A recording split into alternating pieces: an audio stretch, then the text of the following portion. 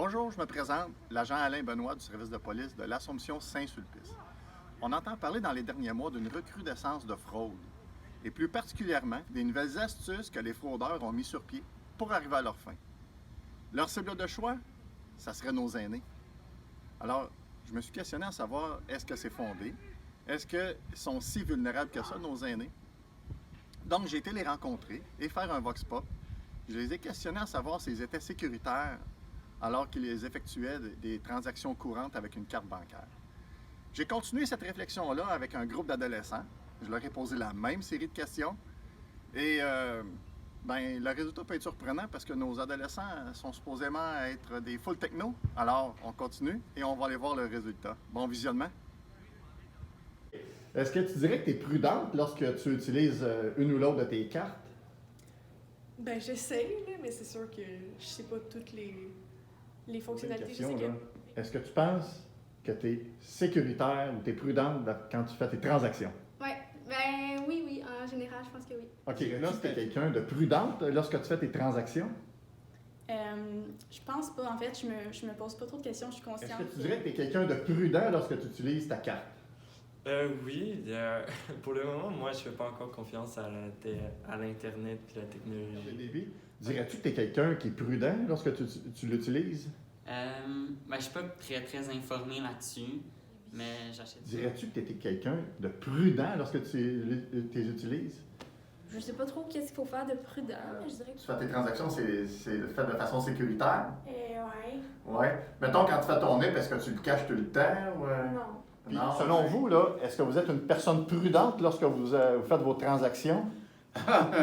Oui, ça, toujours. On est comment je dirais ça, un petit peu curieux de ce qui se passe autour de nous autres quand on utilise notre carte. Autant une carte de guichet qu'une carte de crédit.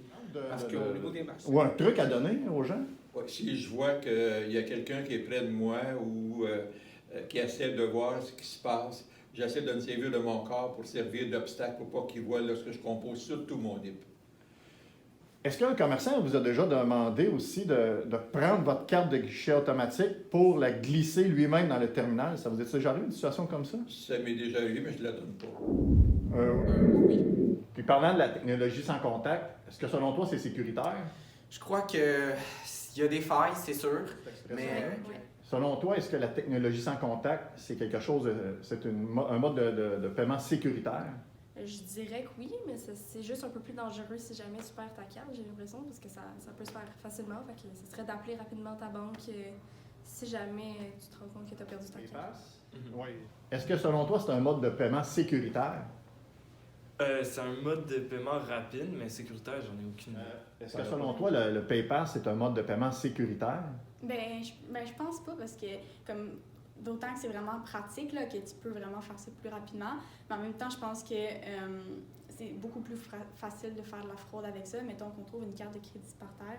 Moi, je pense que j'ai l'option sur ma carte, mais je l'utilise pas trop, là, mais je pense qu'on peut juste comme la mettre sur la petite machine, puis ça paye tout seul. Donc, c'est encore plus facile, de pas besoin du NIP.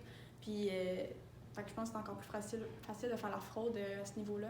Mais encore faut-il trouver une carte de crédit par terre? Encore faut-il trouver une carte de crédit par terre, mais les gens, c'est ça. Donc, est-ce que le PayPass est un mode de paiement sécuritaire?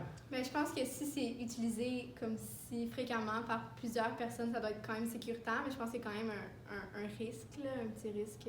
Oui.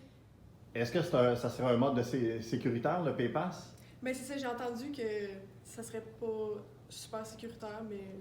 Vous avez déjà entendu parler de l'expression le paiement, le PayPass? Oui, Puis, je m'en sers. selon vous, pardon? Je m'en sers. Vous en servez? Oui. Selon vous, est-ce que c'est sécuritaire? Moi, je trouve ça plus sécuritaire que mettre ta carte puis identifier ton code. Puis, tandis que ça, je me sens plus à l'aise avec ça. Puis c'est plus rapide aussi. Oui, c'est ça. Oui. Selon vous, est-ce que c'est un mode de paiement sécuritaire? Oui, parce que le marchand, son paiement est garanti, puis nous, on n'est pas responsable de la somme qui est passée. OK. Est-ce que, selon vous, c'est un mode de paiement sécuritaire? C'est un mode de paiement sécuritaire parce que c'est garanti, ça. Hein. S'il y a une fraude quelconque, on va les rembourser. Donc, oui, c'est sécuritaire. OK. Puis c'est une puce automatique, là, électronique, qu'il y a dans ta carte. Puis, Puis, l'acronyme du NIP, là, c'est NIP, ça veut dire quoi, ça? Je vais... NI password. Ça veut dire quoi, ça, le NIP? C'est une abréviation. C'est un acronyme, je sais NIP? même pas, T'as aucune idée? non. Puis ça sert à quoi, faire son NIP? Ben, je pense que ça prouve que c'est toi qui as ta carte, puis tu consens, mettons, à faire la transaction. Là. C'est pas quelqu'un par rapport qui l'a pris. Donc, tu personnalises ta transaction. Ouais. OK. Puis l'acronyme NIP, ça veut dire quoi, ça? Ça veut dire bon. OK. NIP, ça veut dire mot de passe. Ça veut dire je sais pas. C'est correct. C'est quoi ça veut dire, le NIP? Je ne saurais pas si c'est un acronyme, là, mais c'est le numéro de passe. Là, le numéro que tu vas rentrer, qui est associé à ta carte pour payer. Puis à qui on peut divulguer son NIP? Ah, ça, personne. Même pas à tes parents vu que tu es en bas de 18 ans? Non. Non? Prends pas de chance. Ça veut dire quoi l'acronyme du NIP?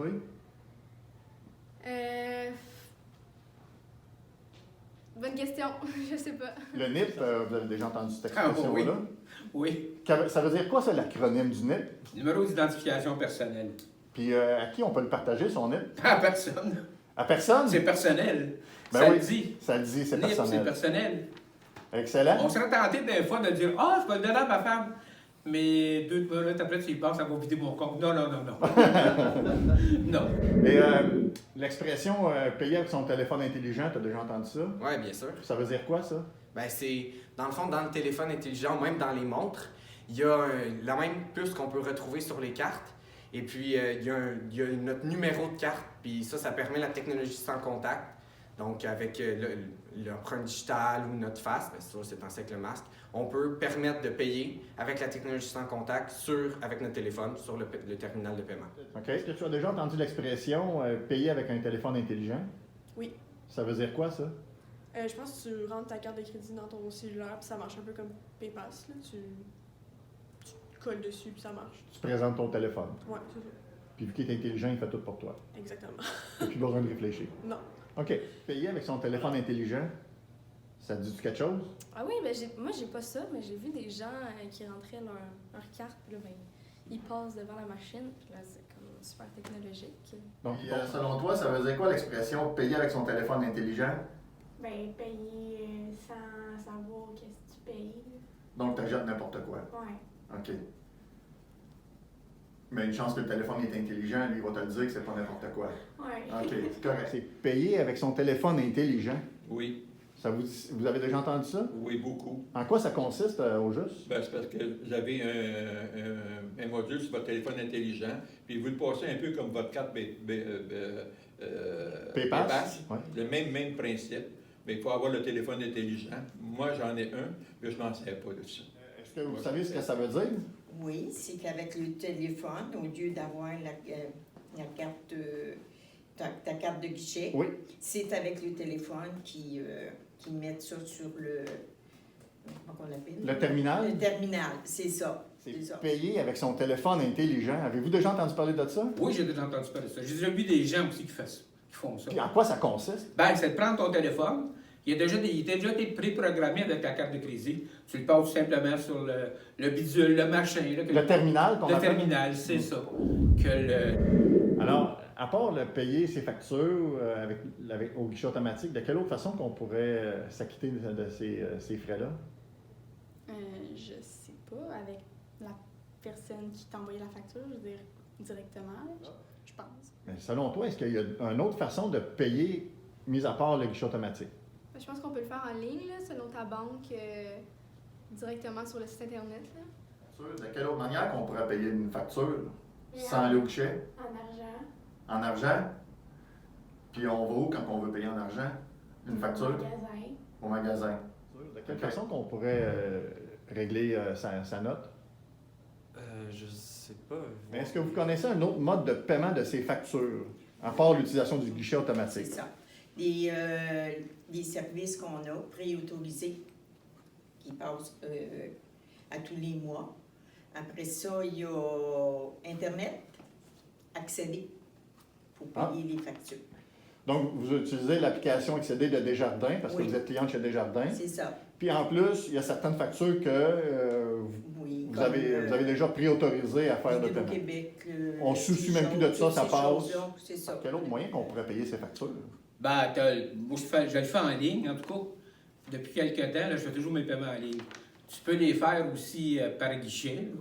Tu peux les faire aussi par des paiements préautorisés. OK.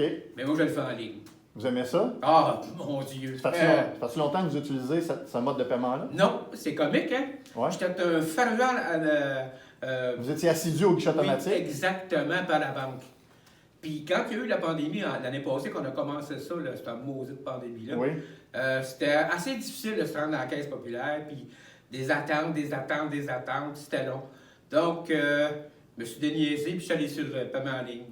Moi, je fais uniquement par Internet ou par versement préautorisé. À part de ça, je ne paye jamais autrement que ça maintenant. Donc, quand vous dites par Internet, c'est en ligne avec une application mobile de l'institution financière que vous êtes client? Exactement. J'ai mon Internet, tout est enregistré de la Caisse populaire. Même mon loyer, moi, c'est tout automatique, c'est 12 mois d'avance. On ne se préoccupe plus de ça. Quand je reçois une augmentation de loyer, maintenant, je fais tout simplement mon contrôle avec le téléphone dans la Caisse populaire. J'ai dit le montant, puis ça se fait. Je ne peux pas oublier, je ne peux pas me faire jouer avec ça. La première fois que vous avez utilisé l'application pour faire vos transactions en ligne, est-ce que vous avez trouvé ça difficile? Pas du tout. Tout est indiqué, tout est marqué. On n'a seulement qu'à suivre, même quand on n'a pas beaucoup d'expérience, on n'a seulement qu'à suivre des recommandations. Et puis on y arrive. C'est sûr qu'au début, là, on cherche un peu, mais il faut dire que... Puis là, étant donné qu'on est dans le mois de la fraude, de prévention de la fraude au mois de mars, oui. Si jamais une personne voudrait avoir plus d'informations concernant la fraude ou il serait victime de fraude, qu'est-ce qu'on pourrait lui conseiller de faire? Bien, dans mon cas, ça serait, moi, d'appeler au 911, le service de police de l'Assomption aussi. Ou la police locale, selon la personne qui se demeure. Effectivement. Et cette personne-là, bien là, le service de police pourrait l'aider, la conseiller, la guider. Absolument. À quel endroit qu'on pourrait le référer, cette personne-là? Ça serait le Centre antifraude du Canada. Le Centre antifraude du Canada. C'est ça. À quel endroit qu'on pourrait le référer pour avoir d'informations? Si c'est des jeunes, de dire de composer 911 parce que tout est là. Mais dans mon cas, comme nous, à l'âge qu'on est rendu, la ligne d'aide en réalité pour les aînés, avec le numéro de téléphone qui est ici, ça c'est merveilleux. C'est pas quand le téléphone est là, puis ils vont prendre soin de vous. Peu importe notre âge, nous pouvons tous être victimes de fraude. Alors, dans le doute, arrêtez votre action et communiquez avec les différents services d'aide, notamment le service de police local, le Centre antifraude du Canada ou votre institution financière pour vous venir en aide. En terminant, je tiens à remercier tous les participants du Vox Pop et à Erika Gauthier, bénévole, qui m'a aidé à la conception et à la réalisation de cette vidéo. Merci à tous et bonne fin de journée.